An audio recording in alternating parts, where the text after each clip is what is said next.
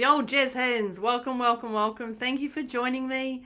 Debs Cooper, global stressologist, here today to share with some of my little insights to help you get through the chaotic situation that happens around us. You know how it goes. You know how it goes. Today we're actually talking about managing people who aren't contributing equally. Ooh. We know this is an intimate relationship. We know this is a business relationship. We know this is family. We know it's your social circle. We know it's everywhere. So I'd love to give you some tips on how to overcome this. So first, drop in the chat if you're here for a replay. That would be amazing. Or if you're here live and where you are. I love knowing where you are around the world. Now, grab yourself a note-taking device because I'm going to go a little bit deeper today on some things. So just trust this process, but know that these are in no particular order. No particular order. Hi, Belle. Thanks for coming. So tip number one is communication. And when I say communication, I'm talking about effective communication. I'm talking about decent, solid communication that we don't hide from. So there's a word called empathy, and empathy is one that just makes me cringe. I'm like, empathy means I break my soul just to help other people. Empathy's not that. It's actually just acknowledging the other person's effort because they have put in effort, and then express your thoughts using I statements. Now that's an interesting one because if you don't use I, we, you're going onto the attack, and they're already going to hit a wall against these people.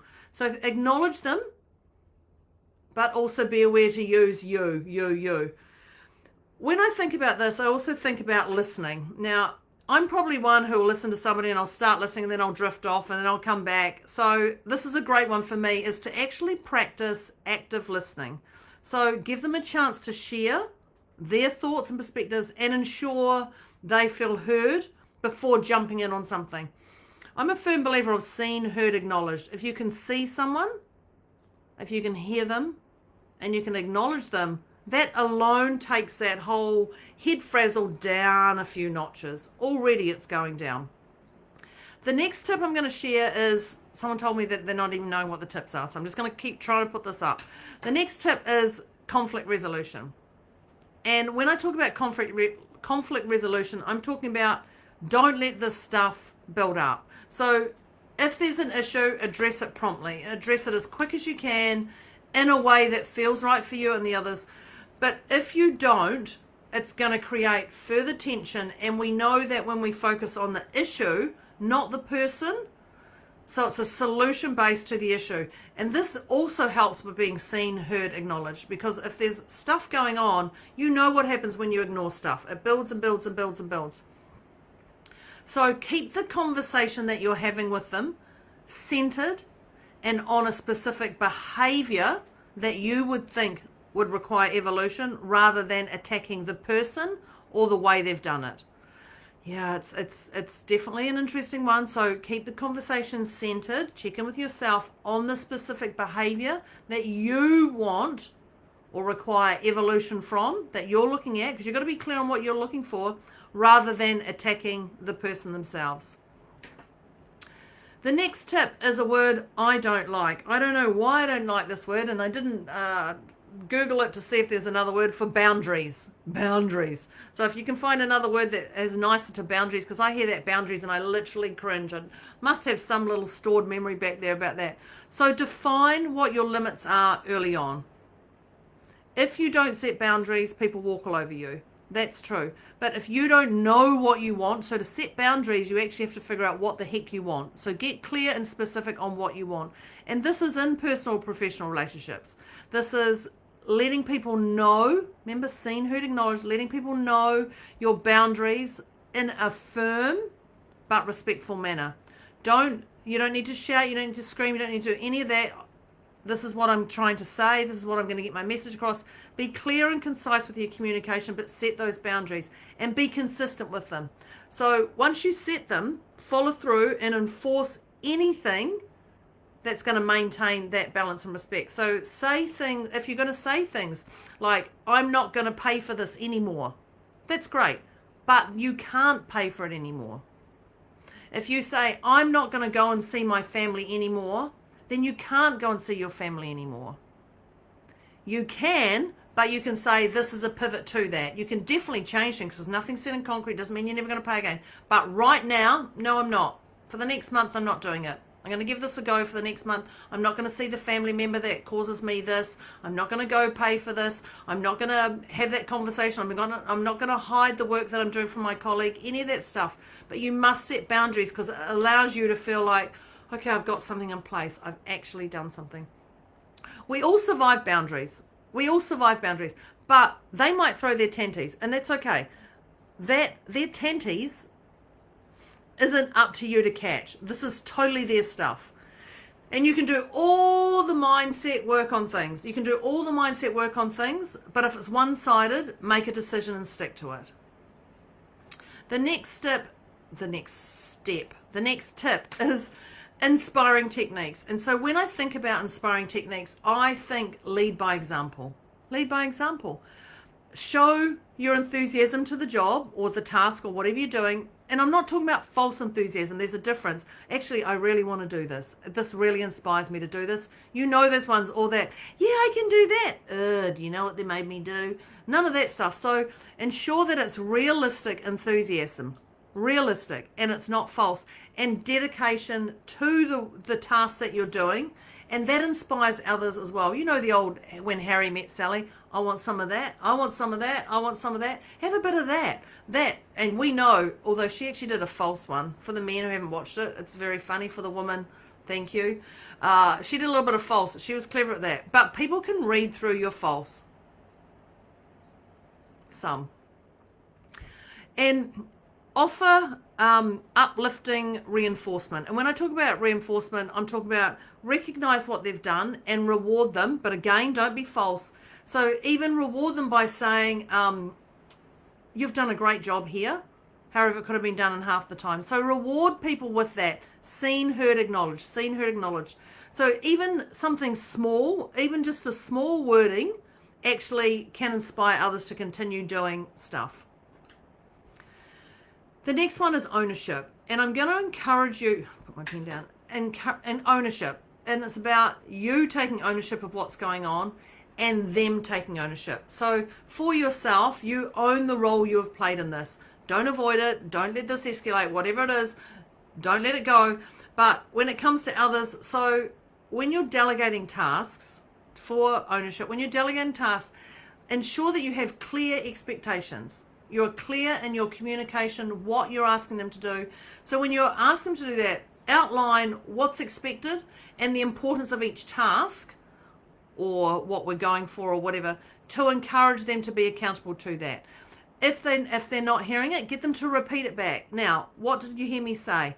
What was that? What was the key point here? Have you got this? Yes, I've got this. Okay, so what's your steps you're going to do? I don't know. Okay. Shall I help you with those, or do you want me to help you? Like, ask that stuff, or you go, okay, let me know in the next 10 minutes what they are, and I can jump in and help you if you'd like. Let them know. So you're encouraging them to have that self-reflection of themselves, but giving them the power to do it themselves. So you're asking them about their own contributions, and then you can look at ideas from there. But ensure that you're not actually monopolizing them. Ensure that you're not monopolizing them and taking over the task that you've asked them to do. The next one is glitter bombs. Woohoo! Glitter bombs. I've got my glitter wherever I go. Glitter, glitter, glitter, glitter, glitter. So when I want you to glitter bomb, I'm encouraging you to prioritize self-care. Prioritize your glitter bombs. Whatever your glitter bomb is, if it's going out in the garden, if it's putting on your favorite lipstick, if it's spraying yourself with perfume, if it's putting on your favorite undies, if it's talking to a friend, if it's jumping on a podcast, if it's jumping onto one of my videos, if it's anything, whatever that stuff is that lights you up, that candle. So that self-care is important to you. So regularly check in with those activities or people or anything or things around you that uplift you and recharge your emotional and mental capacity. Because if you're not getting your recharging, your glitter moments, you will go into burnout. You know that one. The next part about this little tip about glitter bombs is know when to walk away.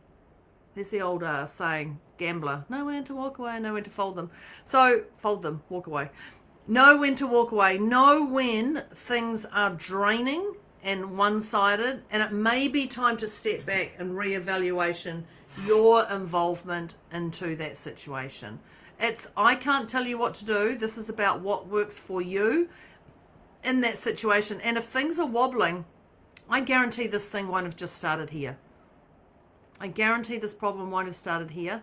You've got to the burnout point, and because of these things, you've missed the process along to here. So this is okay to start from here. But when it's one-sided and you can't get through, it's been one-sided for some time and now you're at burnout level. So don't let yourself get to that burnout. It's a really hard place to be, to get yourself out of. The next one is maintaining perspective. Maintaining perspective, which means keeping it real. So keep the bigger picture of what you're going in mind. You know you're specific on what you're wanting. So focus on the goals of where you're going and what you're looking for. So that's either the relationship or the task you're doing. So look at the bigger picture and go, this is what I'm aiming for. Am I doing the right steps? So remind yourself why balance and mutual respect is essential. Remind yourself why balance and mutual respect is essential. No one wants burnout. No one wants burnout. None of this. No. No one wants burnout. Just know that change, I think of Rachel Hunter in a hairdressing advert for those New Zealanders, change doesn't happen overnight. So be patient as you implement your strategies of what you're looking for, and give others time to adjust. I worked at a job, and I went into a job many years ago, and in the first 2 weeks I must have done probably 15 changes. Now, I worked for a district health board in New Zealand. I was EA to the CEO, and I went, this can be changed, this can be changed, this can be changed, and I went in with all these changes. And it wasn't even 2 weeks. My boss called me in. It's probably about after 10 days, and he called me and he went, stop, Deborah. One change a month. I went, oh, no. I've got about 100 changes. I can do 2 a week. And he was like, no, people need to adapt to you and your way of thinking before you implement change. And I want you to get to know the system before you go to change things. So when I'm talking about change doesn't happen overnight, I was told 1 change a month. Now that was a killer for me because I'd already written a whole list. So I had to prioritize. Is this important? And how can I get this across to people? How is my energy without coming in self-righteous saying, you're doing it wrong, because that just leads to boom. And this isn't an intimate relationship just as much as business. It was. And for me, I had to pull back that 1 change a month. Now, as much as it was painstaking, I learned a lot. I learned a lot more about who they were rather than what I wanted changed because I was the one who was right and they were wrong. Very big lessons. Very, very, very big lessons from them. The other one is tell people you appreciate them. Tell people you appreciate them. And when I say that, you know how I said earlier, seen, heard, acknowledged? Be aware of that. See them, hear them, acknowledge them. You don't have to agree with their acknowledgement, but you have to see them, hear them, acknowledge them. When someone comes to you for a complaint, see, hear, acknowledge. That's it. And ask them, what do they want? Acknowledging is, what would you like out of this? So if they don't tell you, how will you know? So tell people you appreciate them. I appreciate the work you're doing. But remember, none of this is false. This is all from the heart. You can verbally say it. You can write it out. Or you can energetically go, oh, they're doing a great job. That's fantastic. They will feel that. I guarantee they will feel that. The next tip is, one of my favorites is love yourself. Love yourself for who you are and what you're doing on this journey. Love yourself and appreciate who you are right here, right now. So when I talk about love yourself, you can go back to that glitter bomb, go back to gratitude. What is it that lights you up? What are you thankful for right here, right now? To love yourself for this. Love yourself for the chaos that's been hit to you. Love yourself that they're not doing this to you because this is allowing you to get clear on your boundaries. This is allowing you to look at these techniques. This is allowing you to keep real with whatever it is. So love yourself on this particular journey, which is full about gratitude. And then the last one. Whew, I've talked very quickly today. The very, very last one is reach out to this blondie. I was going to say, reach out to this blondie. Reach out to me. I'm here for you. If you want your stuff cleared, concise, straight to the point, done, I'm the girl for you. I'm here giving you these tips, and you can do all these tips, but if you would like to go further or deeper with these, reach out to me. 18 years of my experience, I've been doing this as a global stressologist. I bloody love it. I love doing what I do. I love unpacking people's problems and having a strategy that goes with them to get them to come out at the end.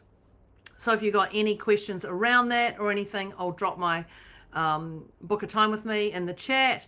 I am here for you. So love yourself and reach out to me.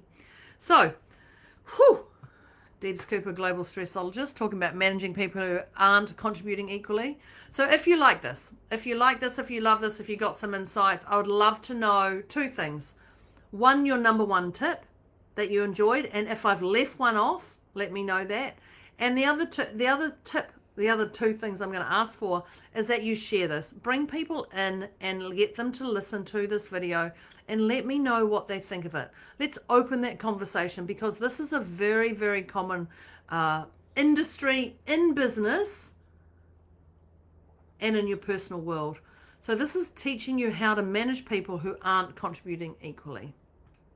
This is Debs Cooper, global stressologist, signing off today. Thank you very much. Have an inspiring day, and I'll see you on the next video.